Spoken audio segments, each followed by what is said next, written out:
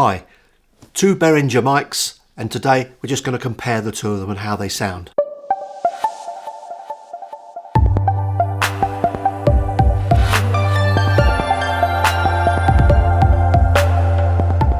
The first thing to know about these two microphones is they're both phantom power only. They can't be powered by a battery, so you're going to have some power source for both of these microphones.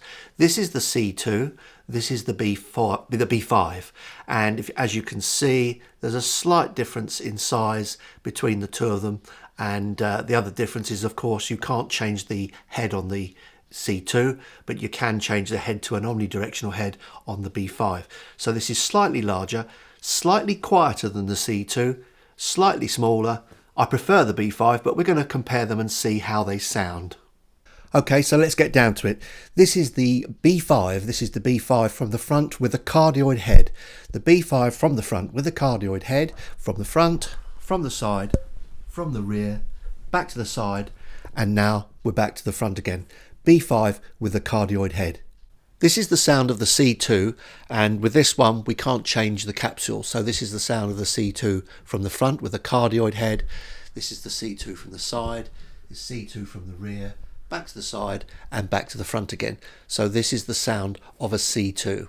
I'm now using the B5 with the omnidirectional head. Now using this head indoors isn't the best thing to use because obviously it's going to be more prone to picking up reverberation. So this is the omnidirectional from the front, omnidirectional from the side, from the rear to the side and back to the front again.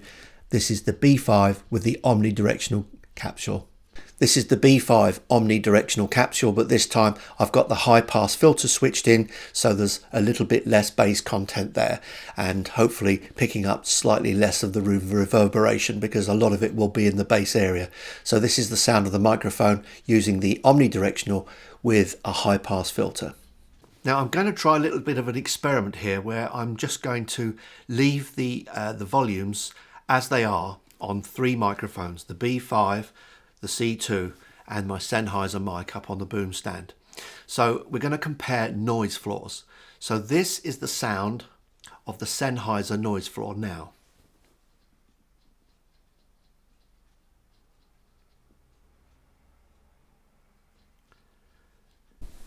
Without changing any of the volumes, this is the sound of the noise floor from the B5.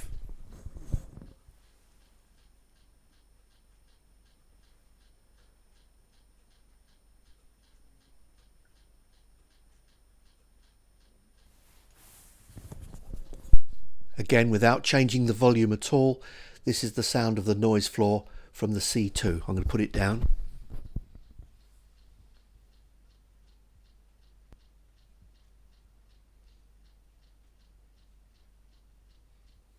Now, noise floor tests are always a little bit difficult because we can all sit here and listen to the hiss of a microphone, but so much depends on the microphone, the wire, the preamp, what you're recording on, and even the house noise itself. I mean, in here I have actually got a little bit of ticking going on here with a mechanism of a light thing I've got in here.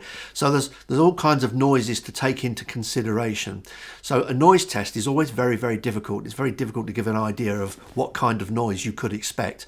In my experience, what I've found is the C2 is in fact slightly noisier than the B5, and the figures back that up with 75 compared to 78, 3 dB difference. So there you go. The quietest, of course, is the Sennheiser microphone, but that's not surprising because it's a lot quieter and a lot more expensive and you pay for it really, and that's the difference. But the choice is yours. Do you get two Behringer C2s for about £35, £30 to £35 with a stereo bar, or just one B5 with a slightly lower noise floor? Really, the choice is yours. The difference between them in sound is they're quite similar. It's a difficult choice, isn't it? Really difficult. This is the sound of the Behringer B5 outdoors. I'm using the cardioid head, got birds singing around, but I'm inside a tent just to cut down wind and exterior sounds a little bit. So this is the Behringer B5 from the front, this is the Behringer B5 from the side, this is the Behringer B5 from the rear, back to the sides and back to the front again. So that's the cardioid head outdoors. This is the sound of the Behringer omnidirectional head. I've got a plane going over at the top there, birds around me, traffic in the background. You may be a little bit more aware of it. And this is the capsule from the front, this is from the side, this is from the rear, from the side and back to the front again. So this is the omnidirectional capsule on the B5. Now the thing is when it comes to buying microphones, the B5 is double the price of the C2. C2 is only roughly about 30 to 35 pounds. You get two of these with a stereo bar, and it's a really good value package, very good value. Just a slightly higher noise floor. You only get one of these. So actually, although I say it's double the price, actually you get two for £35, 30 to 35 pounds, whereas you only get one of these for 80. So there's quite a difference in price between the two. As I say, the size is smaller, and it's really a choice. It's a question of how important is the noise floor to you. As far as the sound goes, they're pretty well matched, I think, although I do personally prefer the sound of the B5 and its quietness. If you enjoy my videos, please consider subscribing. I'd love to have more subscribers, and if you want to comment, please feel free. I always answer comments. Cheers for now.